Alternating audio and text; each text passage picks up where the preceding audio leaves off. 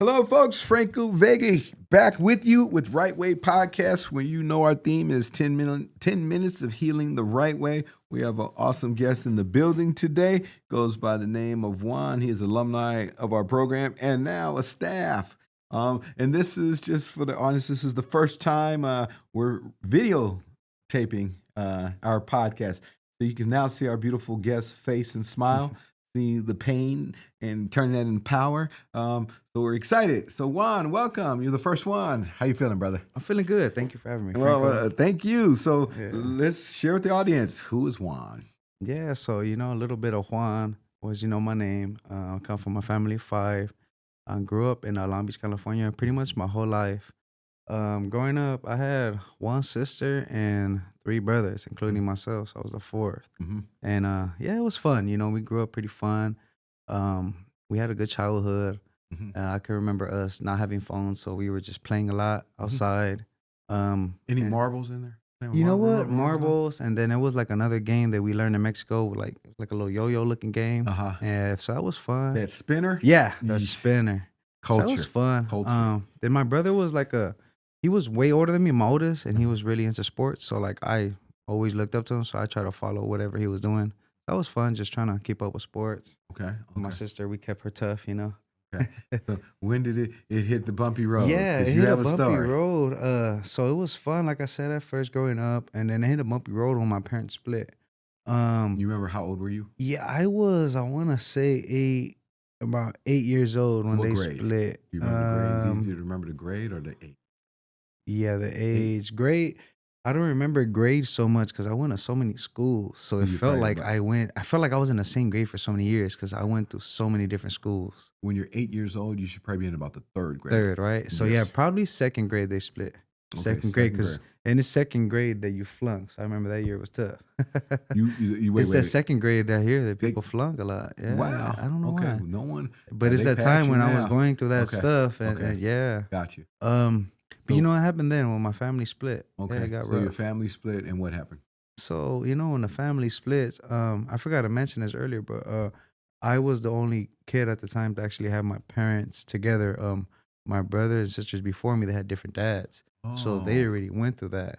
So I got to experience like a happy family for a little bit. Biological mom and dad. Uh-huh. But your other brothers and sisters, their dad was gone. He was always out the picture. They were out the picture, so all they knew was my dad. Oh, so they kind of got to experience a little bit of a happy family too. Wow. So that's when it went left, and my dad just started making decisions. He was just how you say your father was. He was a Rolling Stone too, Okay. So he'd pick up on a lot of chicks and cheat on my mom. And that messed with her mental health. It started dragging her towards like abuse, like just abusing her own self with drug abuse. Okay. She used drugs to medicate herself due to your mm-hmm. ill behaviors. Yeah, and then making the bad decisions. Was he physically abusive? No, he wasn't abusive in that way. Like he never was emotional, cheating on women. Yeah, cheating on her, and then so it caused her to like try to like hurt herself, attempting to just commit suicide, failing so many times. I don't know why she'd go that route, and not knowing that we were suffering because we were watching all this stuff growing up. Wow. So you started to hit the fan when your parents separated. Yeah. And then what was the outcome of your behavior now? So, my behavior kicked in because when they separated and my mom started to have a big fallout, DCFS got involved. Oh. So when they get involved, we started to get separated from our family.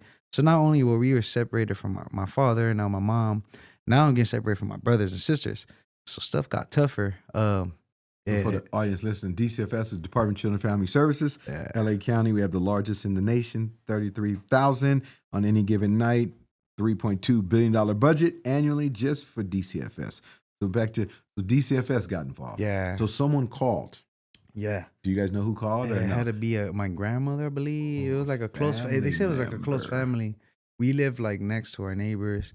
Of course, we'll never get the true story, but I feel like it was a family member. They were like concerned. Okay. But I don't think the family member at that time realized that we all would get affected. Yeah. Until it hits the fan. And yeah, correct. Yeah. So DCFS pops up, knocks on your door, and what happens?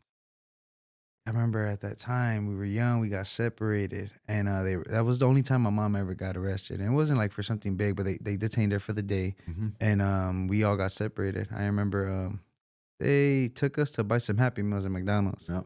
It didn't make us happy, but I'll never forget that. And but they took us, separated us, and then they dished us out to these families, and it was the real deal. We didn't go home.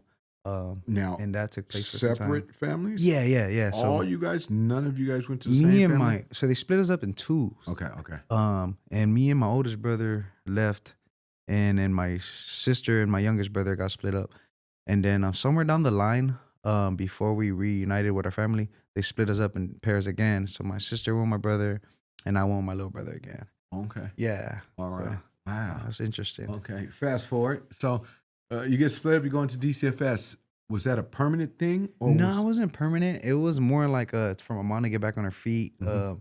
She had to enroll in these classes, get herself clean, get an drug apartment. classes? Yeah. And you remember all these things? Yeah, I remember it like it was yesterday. Yeah. Wow. I was pretty Okay. young. Pretty young. Yeah. Yeah. All right. And so let's go into junior high. Yeah. So then it goes junior high. Yeah, my mom got us back. There goes junior high. Dad's still out the picture. Just from being incarcerated this whole time and stuff like that. So he tried to be around like calling and mail. Still not the same. But I guess as I'm older now, I realized that at that age, I was still suffering from him being away and that love. Like, so I didn't really have that love, and then suffering from separation from when they took us. At that age in middle school, I started hanging around with the bad kids, joined a gang at 12 years old, Okay. and just to get that love, to get that like what was it, like that brotherly love. Yeah, that and I family actually environment. try to follow my dad's footsteps so much, and I try to follow, like, go into the same like footsteps he went into, and found myself incarcerated just like him. And Wow. yeah. So you was your active gang member? Was you a gang member? or- At the time, yeah, and it Oh. was, and actually, I only did it because of him. Like, I realized, like, why was he attracted to this so much? I tried to follow his footsteps, and then I had to go learn the hard way. Wow. Yeah. Real quick. Now this wasn't the same gang. Did you join the same Yeah, gang? no, as your the father? same. Yeah, Whoa. and it's funny because down the line, I always try to make him proud. He was pissed. To this day, he's so pissed, and I was like, oh, I made a mistake. Yeah. But it's like you as a kid, you want that love. Correct.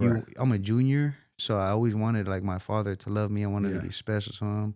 That was what he was into. So I was like, well, let me try to be into what he's into. Maybe he'll like me more. I like sports because of him. I like, so I just really wanted his attention, I guess. Correct. Got me in some bad choices. And So joined the gang at 12 years old. Here go $1 million question. Where'd that get you? What prize did you get for joining the gang? Yeah, ended up in a little 4x4 cell, four wall cell, just crying for my mom every other night, eating alone, just if I'm lucky to even eat, So I was just found myself in jail, suffering again, So wow, you got locked up. What age when you first got locked up? Do you remember? First time In juvie. about 13 years old. First There you time. go. And that was just the start. Didn't learn your lesson. Yeah. It was like a Yeah. beginning. Okay. And so then after, your first stint with juvenile hall, and then where'd it go after that? So first day was juvenile hall, then I still kept making mistakes. I graduated in there, but I still, like, my mind wasn't fully developed that, like, I could start making decisions for myself. I still felt like I had to make certain decisions to, like, get attention from people and get that love still. So I found myself in another, like, a system. You heard of DJJ, like YA, California Youth Authority? Yes. So I found myself in Youth Authority again with more knuckleheads. And For our listeners, YA is our prison version for our juveniles. And then you can stay in YA up to, I believe, 25 years old. 25. And that's crazy because you can have minors in YA and then 24-year-old men in YA. Yeah. Yeah. So our boy Juan graduated to YA school, And well, once again, our theme is 10 minutes of healing the right way. We know we just can't last 10 minutes with Juan, so there's going to be a part 2. So please check in and listen because we would love to hear more about Juan's story as he ventures through YA.